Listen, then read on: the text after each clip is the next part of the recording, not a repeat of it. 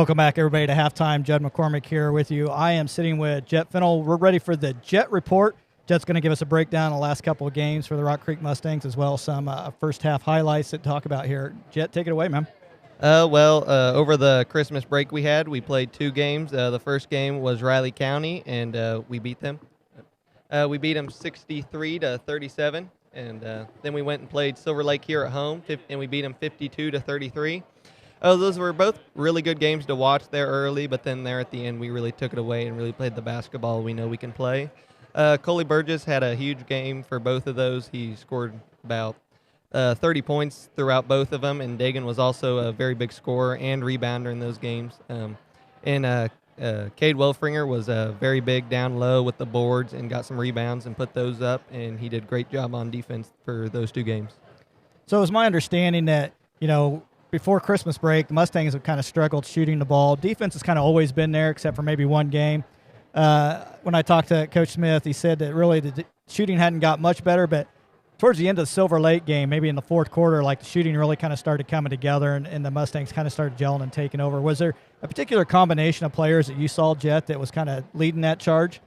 We have a bunch of shooters on our team, and half the time they can all shoot pretty well, but sometimes it all just depends on if they're ready to shoot or not. Brady and Coley, they both work really well together out there, and then I like to add Cade in there just to have a board, have a rebounder just in case we miss, because we're going to miss some shots. And then I'd add Ethan and Logan to that, because I think they're our next best shooters, and that would be my 5 for the field. Yeah, and we kind of talked about it before Christmas break, or actually right before the Wabaunsee game. After St. Mary's, they struggled so badly with St. Mary's. They still had an opportunity to tie it at the last second there. Ended up losing by 3, but really in the Wabaunsee game, the kind of coach started mixing it up, seeing some different players going out there, finding those different lineups. Has that really been kind of the change, you think, is he's willing to work in some of those 7, 8, 9, 10 guys to find the chemistry to the 5 that are working best for that particular night? Yeah, I think that is, because our bench, we're very deep. That's why we suit up the whole bench, which is about 15 guys. And they all work. They're out there shooting, and yes, when we mix some guys up, there's a little bit different chemistry, with the classes and stuff. And we can keep everybody fresh since we can rotate, every couple minutes. So everybody's fresh. They're getting the water and the breaks they need. So that's, I think, why we can shoot a little bit better there at the end, is because we got enough guys to replace the guys and give them breaks and let them refresh and get ready to go there in a few minutes when they go back out. So tonight's another example of that. Right now, at halftime, Mustangs are ahead 27-18. We've probably seen 10, 11 players go out there. I even seen Yancey Spiller come out. That's the first time I personally have seen Yancey play so far this year. Rossville maybe only has 7, 8 players that are running deep. However, they're running the ball. They're breaking the press. What do you think the Mustangs need to do in the second half to maintain this lead and keep going?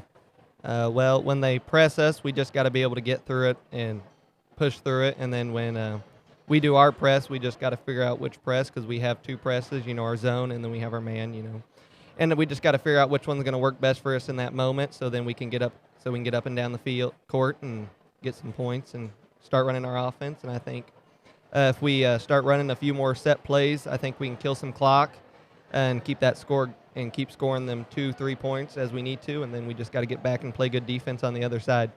You mentioned that's the thing I've kind of been looking at a lot is the set plays. We've seen Rossville out here. It seems like sometimes they'll run 2 or 3 plays on a single possession. You don't see as many plays being called from the sideline necessarily for the Mustangs, but that doesn't mean that they don't have set plays that they're running.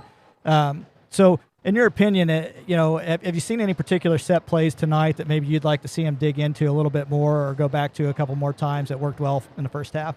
Well, me personally, I don't quite know all the set plays because I'm busy doing other things, but Sure. I see them at practice working on them. We have a bunch, and they all kind of work at different things, and I think it depends on who we have in. I think if we can just run go to just a few and keep running those over and over, it'll really help the repetition and really sink it in. So then when we need it later on in the season, we're really locked down. And if we need it tonight, we'll really know what we're doing, and we can run it hard and run it fast and get some points out of it, hopefully. Yeah, so right now the Mustangs shooting 4 for 12 from the three-point line, 33%. Not fantastic, but not as bad as we've seen in the past. It looks like Rossville is really trying to push them out beyond the arc. They're running that zone defense. They really don't want them to get down to paint. They're really going to force the Mustangs to really live or die by the 3.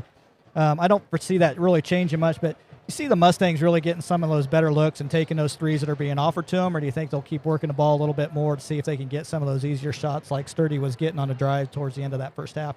Well, with us being up 9, Yep. I think we'll try to.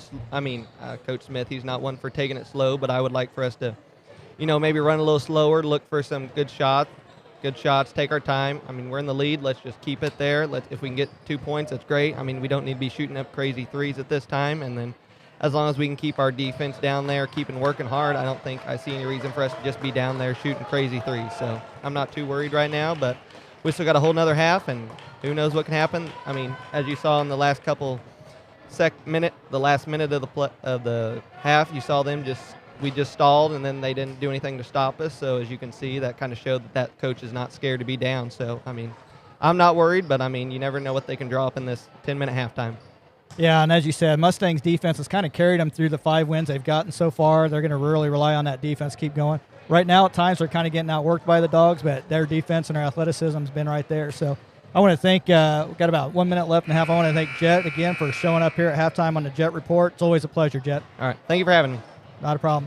And, folks, we'll be back with you in about 50 seconds, and we'll start recapping them more of that first half. We'll get started with second half action for the Mustangs.